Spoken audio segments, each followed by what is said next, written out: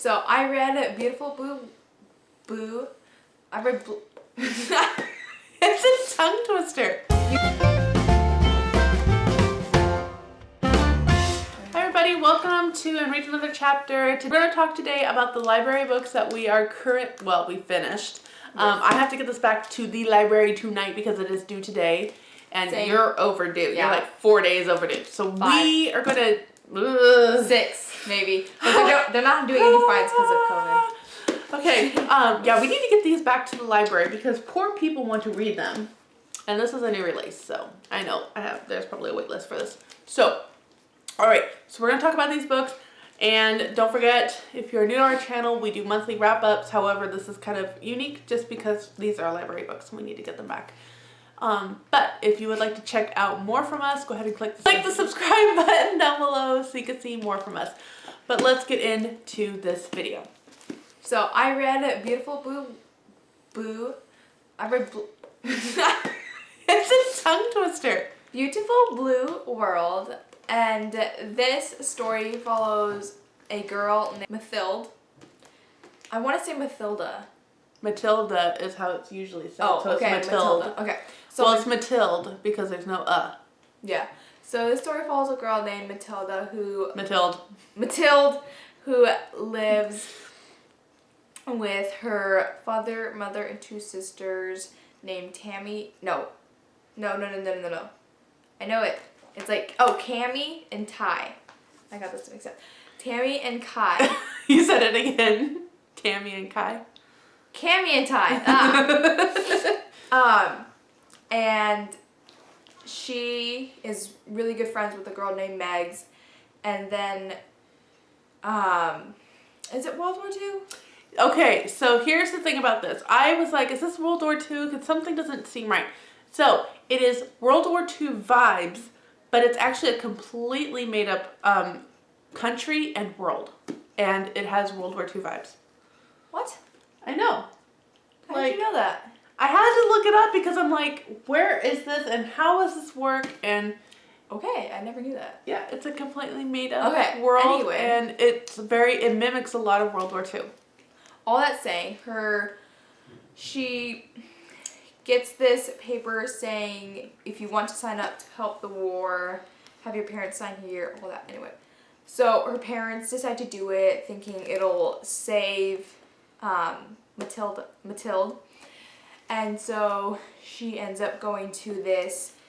It's kind of like a camp, but the adult supervising this camp type thing, they want to make it look like a school.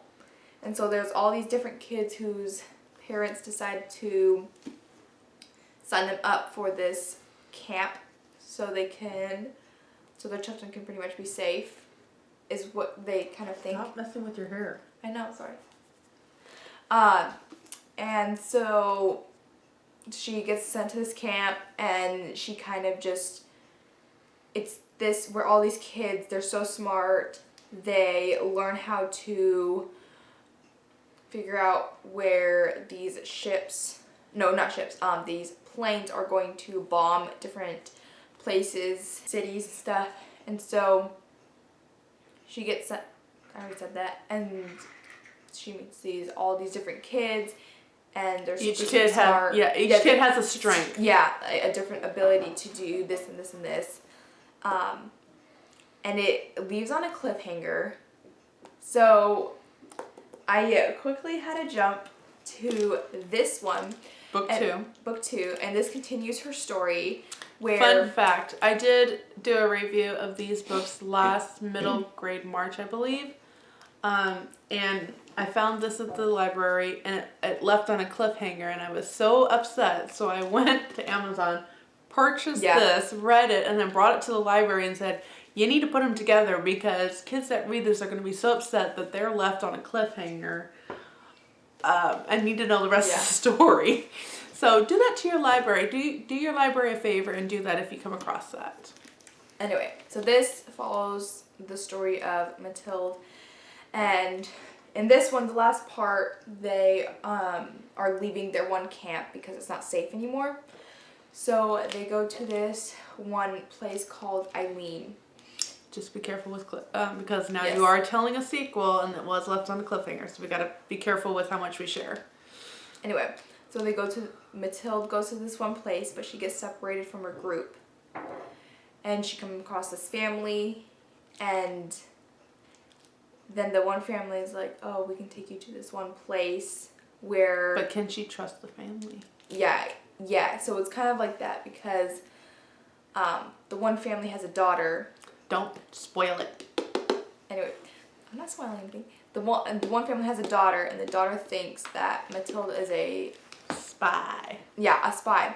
And so she doesn't tell them everything, but she tells them in a way that's not spoiling who she really is, type thing. So she gets sent to this one, I guess you can say it's Camp? it's like a safe where people can go to be safe from the war. Thinking she can find her one group that she was recently with, and just gotta read more to find out the rest. Yeah. I can't really say anything there's else. There's nothing else that you can really talk about. Yeah, it'll be a spoiler. So, I read those two. I read this one on Monday, and then I didn't get this one get to this one on Tuesday, but I read and finished it today. So, it's a pretty decent size. But yeah, really good. I gave this one 4 stars, and I can't decide what to give this one because it was so good. But I might change my review and give both of them 5 stars because they're so good. And they work well together. Yes, they do. I think I liked Beautiful Blue World more than Threads Okay, of Blue, but I think you're the opposite. Now that I think about it, this one I probably would have liked a lot more. You had a lot more character development Yeah. in here. This one just had I more liked the action. ending a little better than I did. Well, look, you left one. Yeah. It was a cliffhanger ending. So I guess for me, it's kind of I like them both equal because I can't decide which one I like Well, better. it works together as a unit. Yeah. Don't read it without the other. Yeah.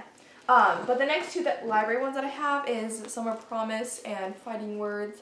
These two I did renew, so I have a little more time to read those. And we'll talk about that later with the review that we do later on. Okay. So for the book that I read Pride and Premeditation by Tirzah Price. This is her debut novel. This is a YA. And it is clean. I appreciated that so much. I think there is a few words in here, but there is no smutty scenes. And this, the only thing I knocked down a star from this is because I thought this happened later than when Jane Austen's Pride and Prejudice actually take place, but no, it doesn't. So there is a little historic inaccuracies in here. So right now, Mr. Bennet has a, he's not a lawyer, but he works in the lawyer fields and all of that. I think it's a barrister. And so that's what her father does, and Lizzie wants to be a part of that. And then you have Mr. Collins, who is a co-worker of Mr. Bennet's. Charlotte Lucas is a secretary at this place. So again, for the time period, it just didn't fit.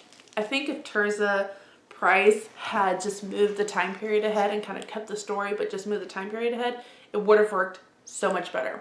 Because you're reading it and it really does have a, I think it's Edwardian feel to it.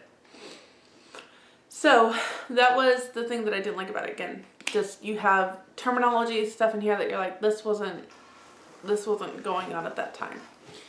So basically Mr. Hurst has been murdered, and it's believed that Mr. Bingley is the culprit who did that. He was found kind of covered in Mr. Hurst's blood, and this is after Louisa Hurst has left her husband, and so it's kind of like the scandal with that. And then Caroline Bingley is a part of this, and then who is going to represent Mr. Bingley? Well, Lizzie would like her father's firm to do it, except Mr. Darcy comes into the picture, and so they're kind of rivals there. And it's basically kind of a whodunit with all of the cast and characters. of Pride and Prejudice. So you've got Miss Brainwork, Catherine de Bourgh, you've got, you know, all of the bigger characters of that. You don't have Colonel Fitzwilliam, but you do have Wickham and Catherine de Bourgh, and oh my goodness, some other characters kind of came into play, but I can't think of them right now. But, and then it's just a twist on it, a retelling, if you will, through a murderous perspective. It's not like P.D. James's Death Comes to Pemberley, I believe is what it's called. It's not quite that. This is definitely more YA. You've got,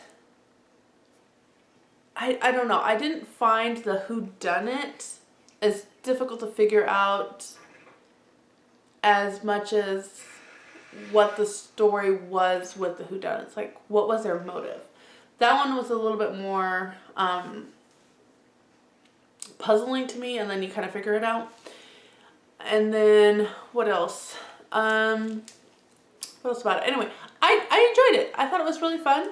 I think I gave it 3 or 4 stars. I think I gave it 4 because I really can't remember. I know. The stars you give it. Because like the more you think on a book, then you're like, was this really worth 4 stars? Yeah. I get that. So I think I gave it 4 stars, but I would say it's like a 3.5. Like, it was enjoyable, and I will absolutely look for more of her books and read them because it was enjoyable. And again, you've got one-liners in here that you find in Pride and Prejudice that you really enjoy. So, single men in possession of a good fortune must be in want of wife. One of my favorite lines that Darcy says she puts in here, but your propensity is to hate everyone, and yours is simply to willfully misunderstand them. So she put that in. Body and soul. Thankfully, they did not put that one in because that is not in the book. That is in the awful Pride and Prejudice. I like awful Pride and Prejudice. I like Team Keira Knightley, Team Colin Firth. Yeah, well, I'm Team Keira Knightley. I need my sister to kind of get in here and help rewire the brainwashing that you've been through. Anyway, all right. So that's all I have for this. I know it doesn't tell you much, but it's a mystery, so you can't really talk a lot about it. But I gave you the positives, gave you some of the negatives, and I'm going to leave it at that because now I got what? Oh, you're yawning. Now I got to get this to the library. So thank you so much for watching our video today. And until next time, have another cup of coffee. Or tea. And read another chapter. Bye.